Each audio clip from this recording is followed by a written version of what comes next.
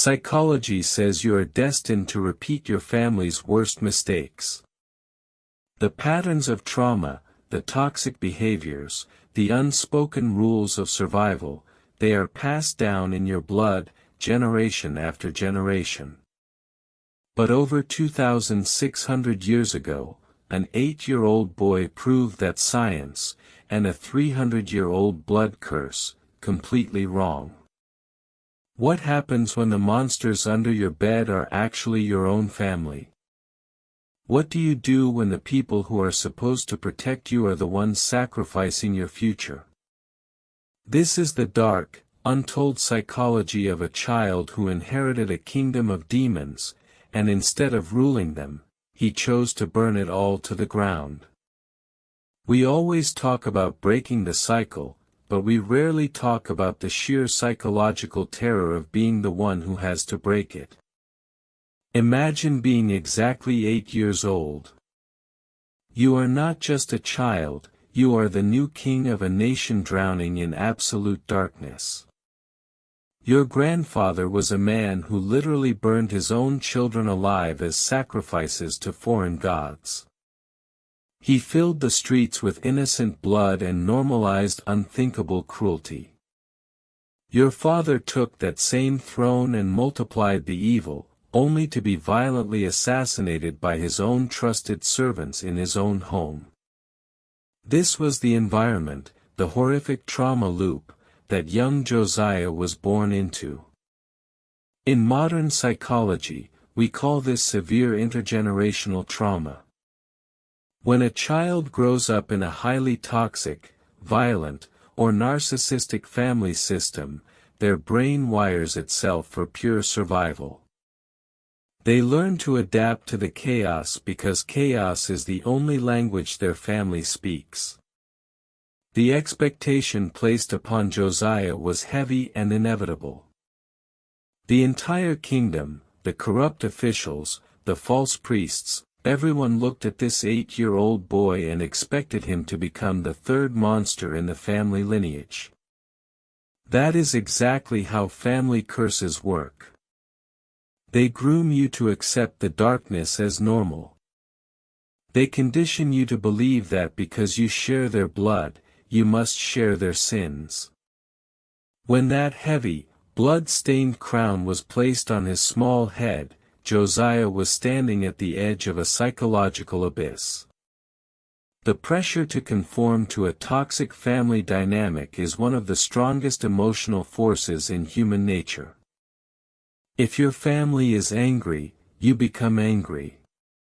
If your family is manipulative, you learn to manipulate just to survive the dinner table. For Josiah, surrendering to the dark legacy of his father and grandfather would have been the easiest path. It was the path of least resistance. All he had to do was nothing. All he had to do was let the toxic machinery of his family keep running for another 50 years. But something inside this child refused to break. While the adults around him bowed to stone idols and perpetuated a culture of deep abuse, this 8-year-old boy made a silent, invisible choice. A choice that defies modern behavioral science.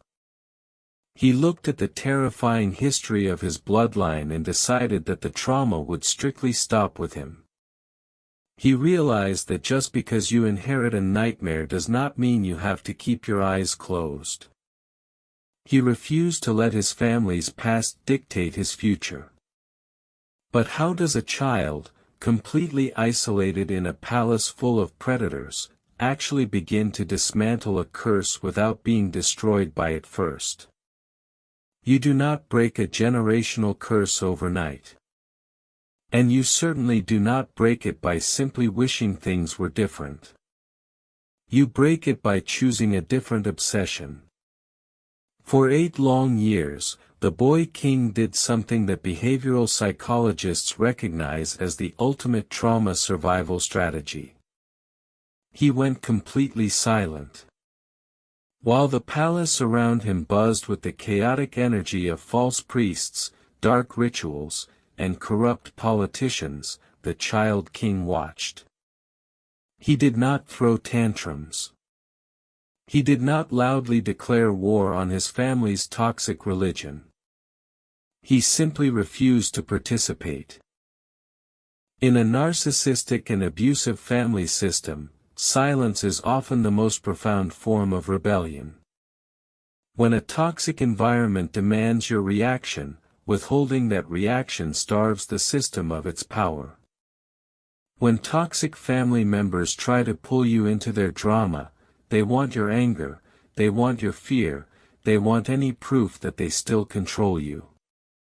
By giving them absolute silence, you take your power back. For 8 years, from the age of 8 to 16, he built an impenetrable fortress inside his own mind. He observed the catastrophic consequences of his father's actions. He saw the deep emptiness in the eyes of the people who worshipped destruction. And in that quiet observation, his psychological immune system began to develop. But isolation is not enough to heal a shattered identity. A child cannot build a new psychological framework out of absolutely nothing. If your biological father is a monster, your brain desperately seeks a substitute, a mental anchor to show you what a healthy, functioning man actually looks like. Since there were no righteous men in his immediate family, he had to look far back into the past. He bypassed his father, he bypassed his grandfather, and he anchored his soul to the memory of King David, an ancestor who lived hundreds of years before him. This is a crucial coping mechanism for trauma survivors. When your immediate reality provides no safe role models, you must adopt an idealized figure from history, literature, or faith to serve as your psychological parent. By obsessing over David's legacy, the young king completely rewired his brain. He replaced the blood-soaked memories of his immediate family with the blueprint of a man who actually loved God. He was not entirely alone, however. Healing often requires a witness. Tucked away in the shadows of the corrupt palace were a few hidden figures, mentors like Shaphan the secretary and Hilkiah the priest. These men were survivors of the previous toxic regimes, keeping their heads down, waiting for a spark of hope. They became his chosen family. They prove a fundamental truth of trauma recovery: blood makes you related, but loyalty, safety, and shared values make you family. They provided the psychological mirroring that his biological parents never could. They validated his disgust for the toxic culture around him. They quietly fed his growing obsession with truth. They nurtured the fragile seed of his rebellion, protecting his developing mind until he was strong enough to stand on his own 2 feet. And then came the turning point. 16 years old. The human brain reaches a critical stage of cognitive development at this age, transitioning from passive absorption to active identity formation. The boy was no longer just surviving. He was no longer the terrified 8-year-old victim of his father's horrible legacy. The fortress he had built inside his mind was fully armed and ready for war. The silent, defensive rebellion was officially over. At 16 years old, he made the conscious, explosive decision to actively seek the God of his chosen father, David. He realized that you cannot just avoid the darkness forever. Eventually, you have to turn on the light. He stopped playing defense against his family's trauma. He was about to go on the absolute offense, and the entire kingdom was about to feel the shockwave. When you reach 20 years of age, you are no longer just building defenses. You have the agency to start tearing down the things that hurt you. For 12 years, Josiah had quietly built his psychological immunity. But passive healing is only the first phase of recovery. Eventually, if you want to be truly free, you have to go on the offensive. You have to look at the toxic structures in your life and consciously decide to burn them to the ground. This is the absolute purge. To truly heal, you cannot just ignore your trauma. You cannot just put a blanket over the things that trigger you and pretend they do not exist. You have to obliterate the altars built to them. And that is exactly what this young king did. He did not just politely ask the false priests to leave. He did not just lock the doors to the pagan temples. He took hammers and axes, and he personally directed the destruction of every single idol, every wooden pole, and every stone altar that his father and grandfather had built. There is a very specific, almost violent detail in the historical record of this event. When Josiah tore down the wooden idols, he did not just chop them into pieces and throw them away. He ground them into powder. He reduced them to microscopic dust, and then he scattered that dust over the graves of the people who had worshipped them. In modern psychology, we call this the zero-contact rule. When you are dealing with severely toxic or narcissistic family members, you cannot leave a door slightly open. You cannot keep a few fragments of the toxic relationship around just in case. You have to grind the connection to dust. You have to make it impossible for that specific evil to ever be reassembled in your life. Josiah scattered the dust over graves to make the sites permanently unclean, guaranteeing that no one could ever use them for worship again. When you set boundaries with abusive people, those boundaries must be absolute. You have to make the spaces they used to occupy in your mind permanently unavailable to them. But setting boundaries inside your own house is only half the battle.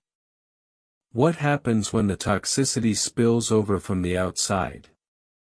Josiah did not stop at the borders of his own kingdom. He took his reformation on the road. He traveled north into territories that did not even belong to him, bringing his hammers and axes into ruined cities to destroy the idols left standing there. Why would a king risk his life to clean up someone else's territory? Because trauma does not respect borders.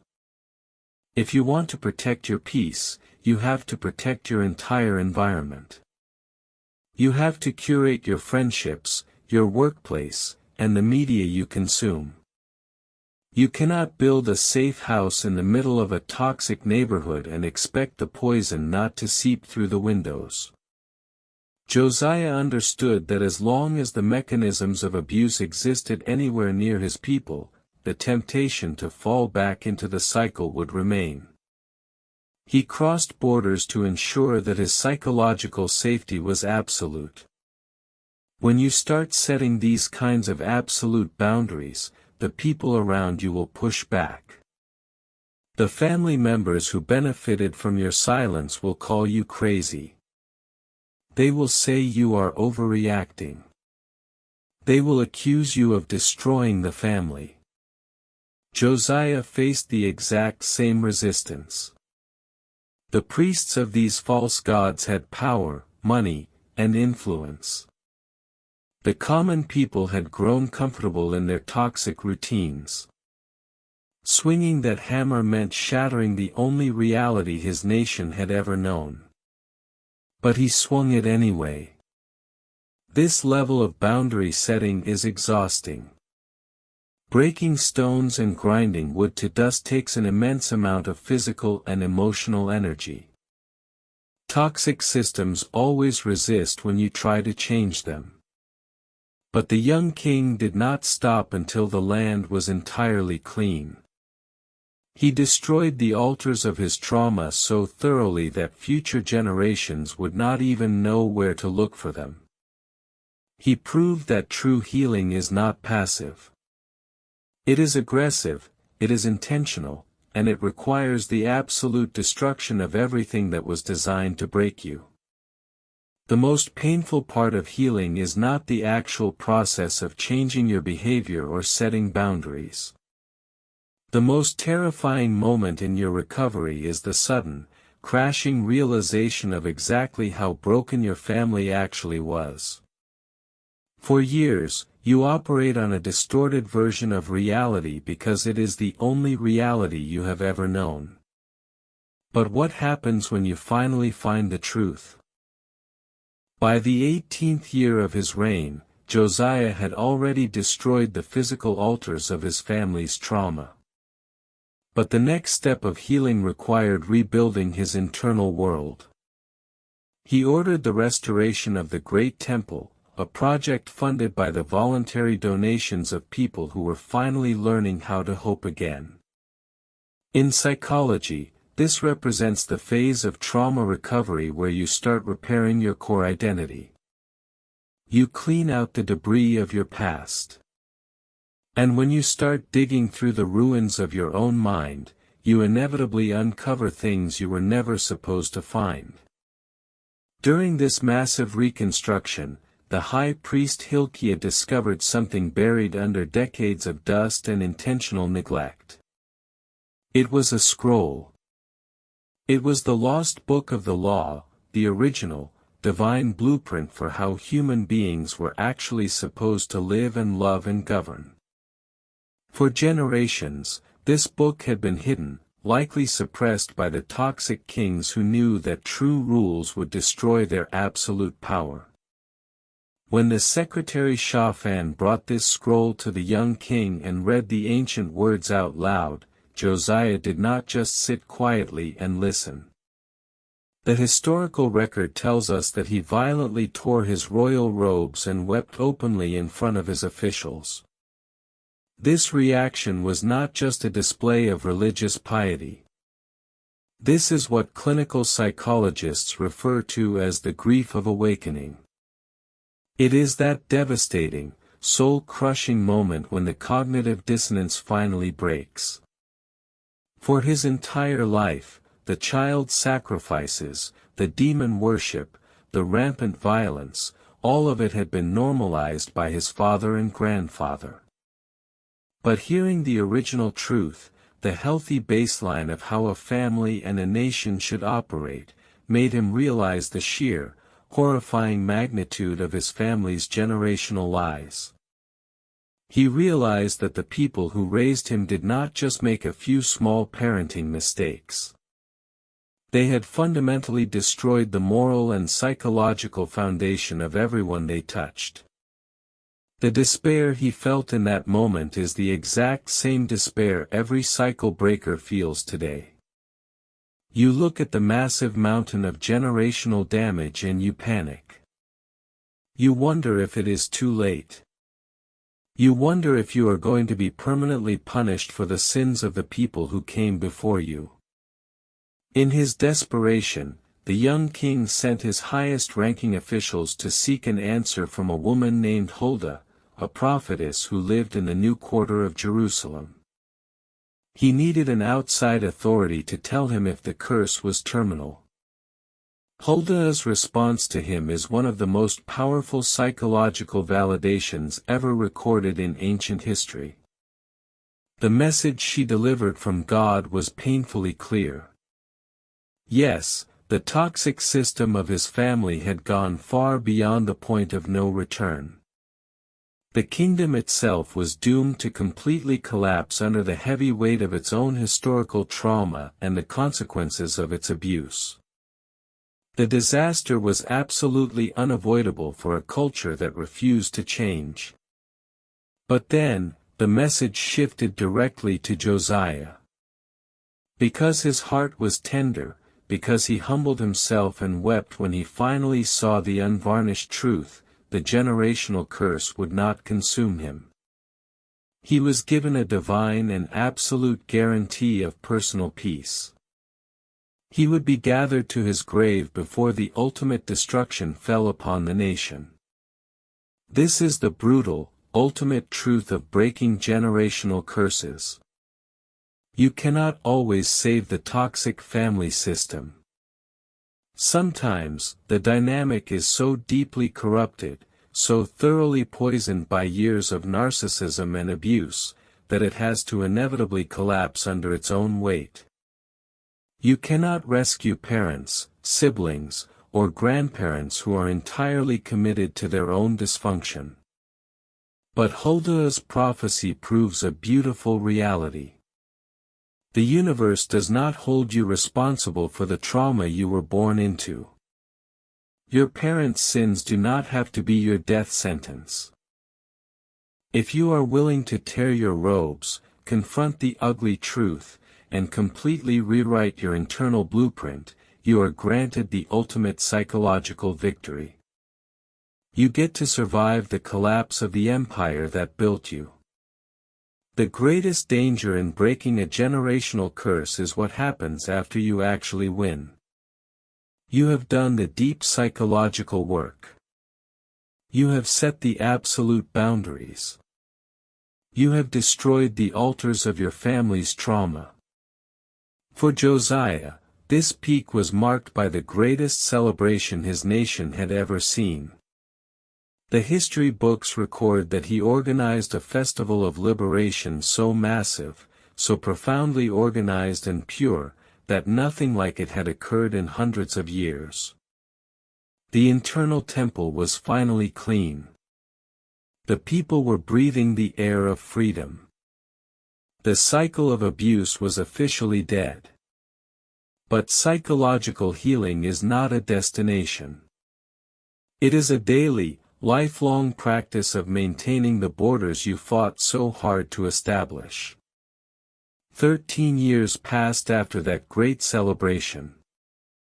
13 years of peace, 13 years of stability, 13 years where the young king grew into a mature man.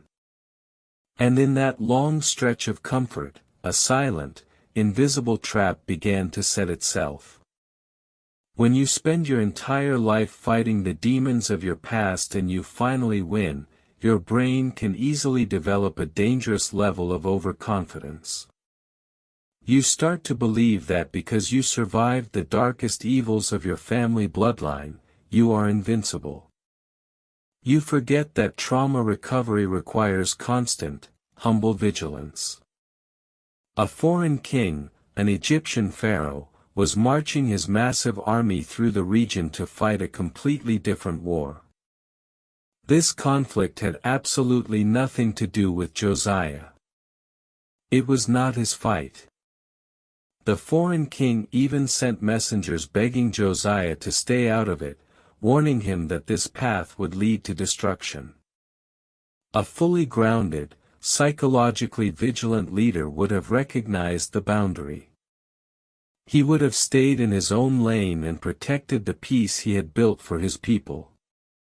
But the exact moment you think you have completely defeated your demons is the exact moment you are most vulnerable to your own ego. For a reason that still baffles historians, Josiah disguised himself and rode out to a battlefield called Megiddo to fight a war that did not belong to him. He abandoned the spiritual and psychological boundaries that had kept him safe. He stepped out of his fortress of healing and walked straight into unnecessary chaos. In the heat of the battle, a random arrow found the space between his armor. The king who had survived the most toxic family system in history, the boy who broke a 300-year blood curse, was fatally wounded by a nameless archer in a meaningless political dispute. He died at 39 years of age, bleeding out in the back of a chariot as he was carried home. His tragic death is the ultimate cautionary tale for anyone trying to heal from a toxic past. You can do everything right. You can break the chains of intergenerational trauma. You can refuse to become the monster your family raised you to be. But if you stop guarding your internal peace, if you let your ego convince you that you no longer need to be careful with your boundaries, you will create a brand new tragedy. Breaking a family curse is the most courageous thing a human being can do. You are not your parents. You are not the abuse you suffered. You have the power to grind the idols of your past into absolute dust. But when the dust settles, and the peace finally comes, you must fiercely protect the new life you have built. Do not fight wars that do not belong to you. Do not let the chaos of the outside world pull you back into the darkness. Guard your heart, protect your boundaries, and let the trauma end with you. Forever.